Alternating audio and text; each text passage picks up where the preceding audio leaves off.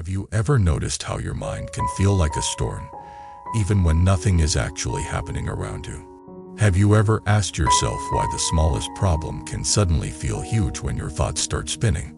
Welcome back to the channel. Today we are going to talk about something simple, practical, and surprisingly deep. A secret that can calm your mind quickly. Not by forcing peace, not by pretending you are fine, but by understanding one key truth about how the mind works. The first main idea is that calm is not something you manufacture. It is something you uncover when you stop feeding agitation. The second main idea is that your mind has a built-in capacity to settle when you give it the right conditions. And you can learn to create those conditions in seconds. Anywhere, even in the middle of a stressful day. Let me start with a scene you probably know well. You are doing something ordinary. Homework. A message comes in. A look from someone. A memory pops up. A sudden thought like, what if I mess up? And in the blink of an eye your chest tightens. Your face warms. Your stomach drops. Your thoughts race forward and backward like they are searching for an exit. You might not even know what started it. You only know you are no longer in the room. You are inside a movie your mind is projecting. This is the first place we need to be honest. Most of the suffering we feel in moments like that is not the outer situation. It is the inner momentum. It is the mind grabbing an idea, squeezing it, repeating it, and then calling that repetition reality. In Buddhist language, there is a simple teaching. The mind creates the world you experience. Not the physical world out there, but your felt world. The world of meaning, threat, hope, shame, and fear. When the mind is unsettled, everything looks sharp. When the mind is settled, the same life looks workable. So calming the mind is not a luxury. It is survival. It is the foundation of wise action. Without calm, you react. With calm, you respond. Now here is the secret we are exploring today. You do not calm the mind by wrestling with it. You calm the mind by changing your relationship to it. Think of a muddy glass of water. If you shake it, the mud swirls. If you keep poking it, the mud keeps rising. But if you set it down and do nothing for a moment, the mud settles by itself. The clarity was always there. It was just hidden by movement. Your mind is like that. A lot of the time. You do not need a new mind. You need less stirring. So what is the fast method? It is a tiny sequence. Pause. Recognize. Soften. Return. Pause means you stop for a moment. Even if you keep moving physically, it is an inner pause. You interrupt the automatic chain. Recognize means you name what is happening in a gentle way. Not as a judge, but as a witness. You can silently say thinking, planning, remembering, angry, embarrassed, nervous. The exact label does not matter. What matters is the recognition. The moment you recognize, you create space. Space is the beginning of freedom. Soften means you relax what you can relax. You might soften the forehead. Unclench the jaw. Drop the shoulders a little. Allow the belly to be less tight. You are telling the nervous system that you are not in immediate danger, even if the mind is claiming you are. Return means you come back to one simple anchor. Often the breath. Sometimes the feeling of your feet. Sometimes sound. Sometimes the feeling of your hands. You pick one thing that is real right now. Not a story. You return without forcing. Like placing a feather on a table. This sounds too easy. That is why many people skip it. They think big emotions require big solution. But the mind is a pattern machine. Small changes repeated become huge. Let me tell you a story. Imagine a person who grew up thinking that calm was something other people had. They thought calm was a personality trait. They believed they were just the anxious type. In school, they tried to fix anxiety by thinking harder. They tried to solve feelings with more mental noise. If they weren't nervous, they planned more. If they were embarrassed, they rehearsed more.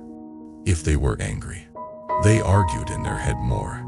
They were always trying to win against the mind by using the mind. One day they learned something that sounded almost insulting in its simplicity.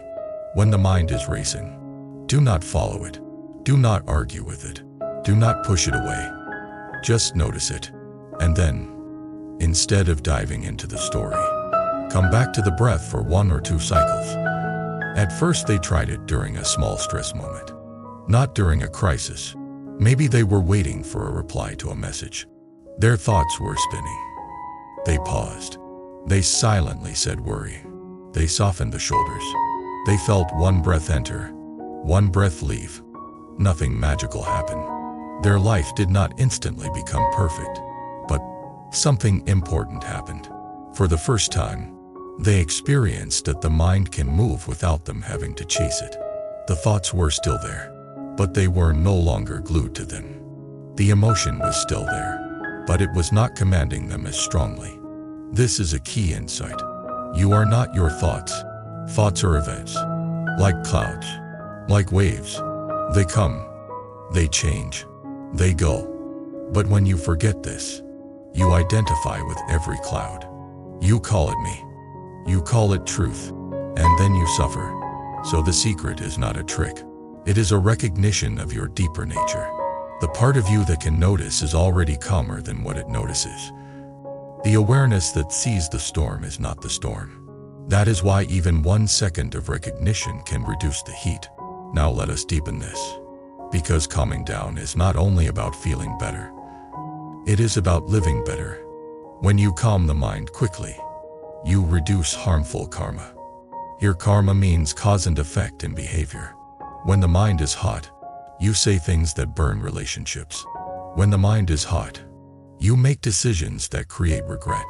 When the mind is hot, you treat people like obstacles. When the mind is calm, you can choose compassion. You can choose patience. You can choose honesty. You can choose courage without aggression. So calming the mind is a moral skill as much as it is a comfort skill. Another story. A teenager gets criticized. Maybe in class. Maybe online. Maybe at home. The first wave is heat. The second wave is story. They do not respect me. They always do this. I am not good enough. I need to prove them wrong. And the third wave is reaction. A sharp reply. A slammed door.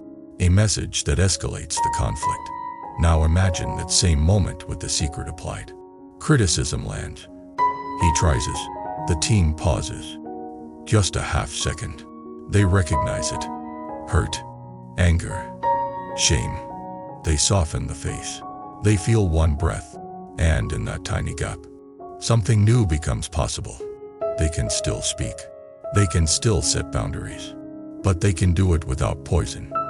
They can say, I hear you, but please do not talk to me like that. Or they can say, I need a moment. Or they can say, I will think about it and get back to you. The outcome changes because the mind changed first. This is wisdom in action. Not wisdom as ideas. Wisdom as timing. Now here is another layer. Many people try to calm the mind by controlling the outer world. They think if everything outside is perfect, I will be calm. If people behave, if plans go smoothly, if I look good, if nobody judges me, if I never fail. But that is not life. Life changes. People change. Weather changes. Bodies change. Everything is impermanent. So if calm depends on perfect conditions, calm will always be fragile. That is why traditions of meditation teach a different kind of stability. Stability that can exist even when the world is noisy. Like a candle protected by a lantern. The wind can blow, but the flame remains. The secret we are discussing is the portable lantern. You can use it on the bus, in the hallway, before speaking, before opening social media, before a test, before sleep, after waking up. It is small enough to carry in your pocket because it is not a thing. It is a relationship with attention. Now I want to tell you something important about how this works in the body. When you feel stress, your nervous system shifts into a protective mode. The body prepares for fight or flight. Heartbeat increases. Breath becomes shallow. Muscles tighten. Thoughts narrow into thread scanning. This is not your fault. It is biology. But here is the good news. Biology can be guided. Slow, gentle breathing stimulates a calming pathway in the nervous system. Relaxing the face and shoulders sends a message that danger is not immediate. Naming the emotion activates a more reflective part of the brain, which reduces the raw intensity of the emotional surge. Returning attention to sensation grounds you in the present, which is usually safer than the imagined future. So the secret is spiritual and scientific at the same time. It is awareness plus physiology, wisdom plus method. Now let us make it even more real. There is a moment in many people's day when they open an app and immediately feel worse. They see a highlight reel of someone else. They see an argument. They see news designed to shock.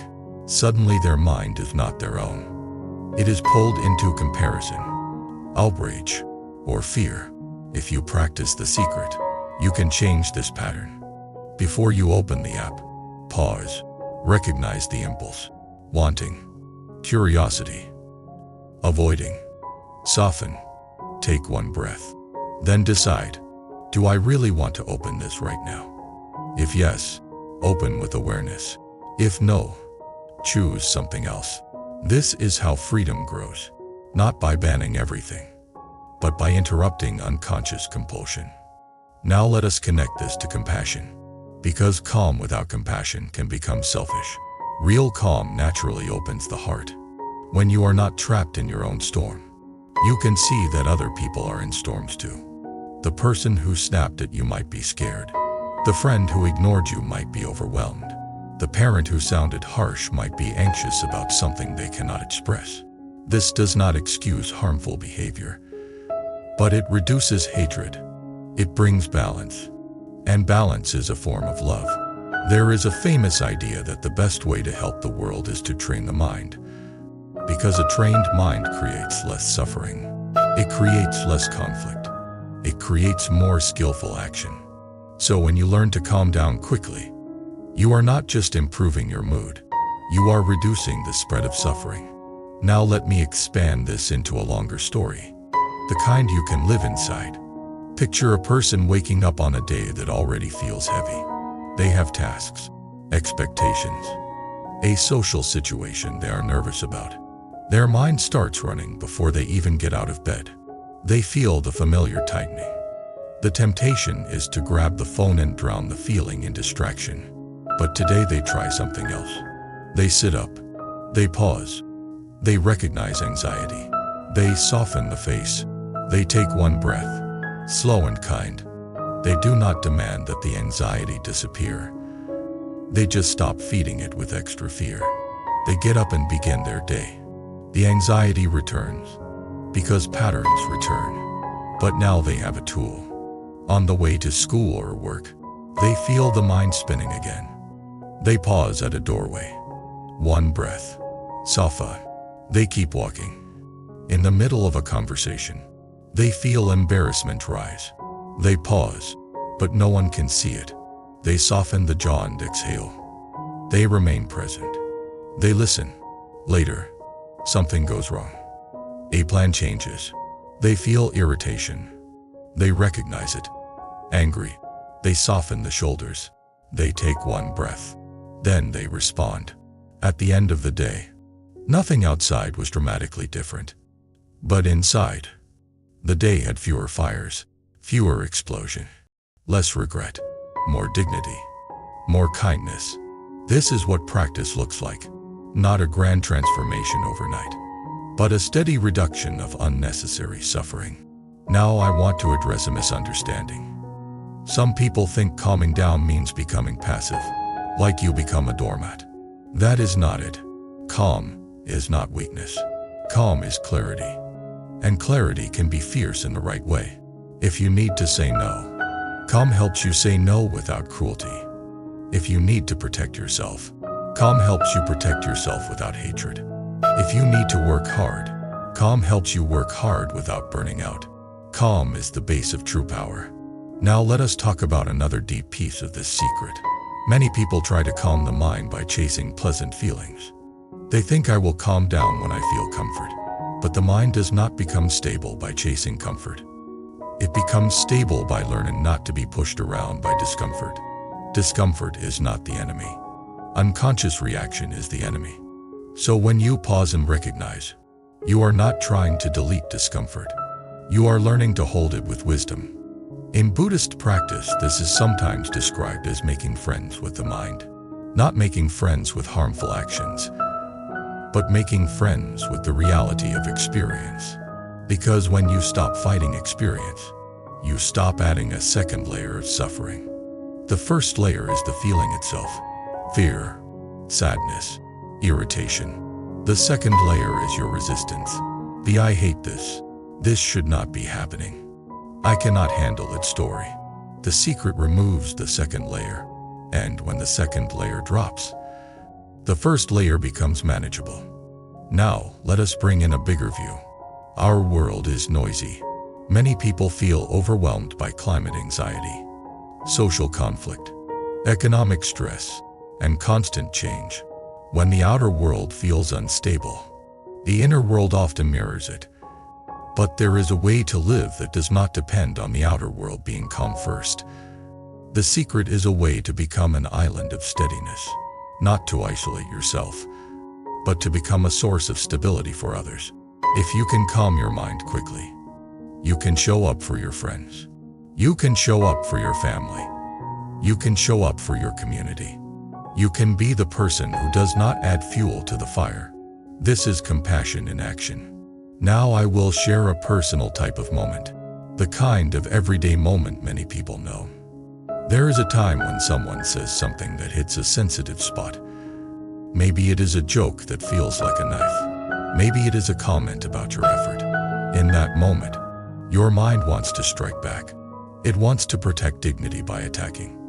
And there is a voice in your head saying, "Do not let them get away with that." The secret does not tell you to accept disrespect. It tells you to pause so your response comes from wisdom, not from injury. You recognize the surge. Often. You breathe. Then you speak. Or you choose not to speak. You choose the timing. You choose the words. You choose the outcome you want, not the outcome your anger wants.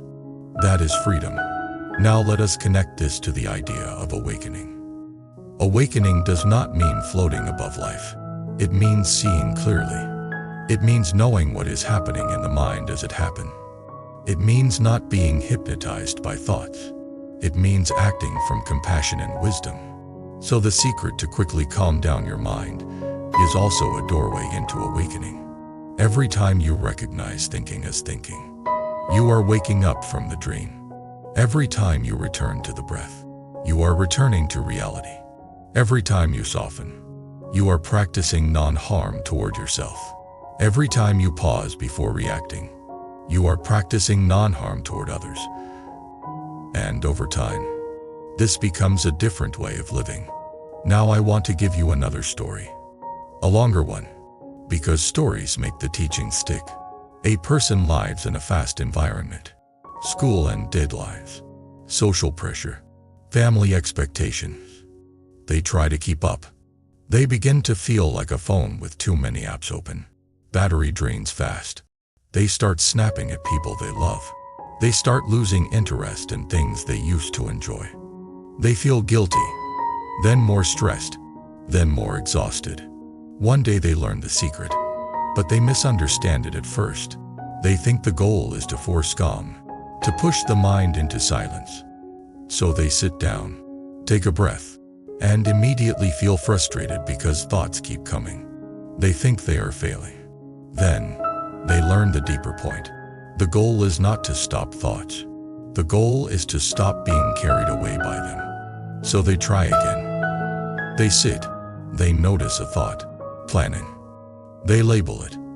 They return to breath. Another thought. Remembering. Label. Return. Another thought. Worrying. Label.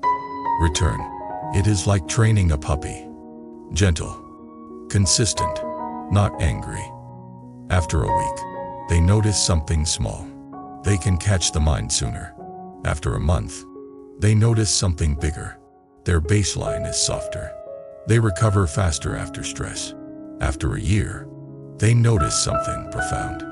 They are kinder, not because they forced kindness, but because they are less defended. Their relationships improve. Their sleep improves. Their focus improves. Their life is still life, with problems and impermanence. But now they have a refuge that is not dependent on everything going their way. This is the path. Now let me address the question many people have. What if the stress is huge? What if you are panicking? What if you are in the middle of tears? Can this still work? Yes, but with one adjustment. Keep it even simpler. Do not aim for calm. Aim for one tiny step less reactive. If panic is at 10, do not demand it become 0. Invite it to become 9. Recognize panic. Soften one muscle. Take one breath. That is enough. Then again, another breath, another softening, another recognition. This is how storms pass. Not by being defeated, but by being allowed to complete their cycle without extra fuel. Now we reach the part of the story that matters most for daily life. When you practice calming quickly, you begin to see the triggers earlier. You notice the first moment of tightening. You notice the first moment of comparison. You notice the first moment of irritation. You notice the first moment of wanting to escape. And because you notice earlier, you have more choice.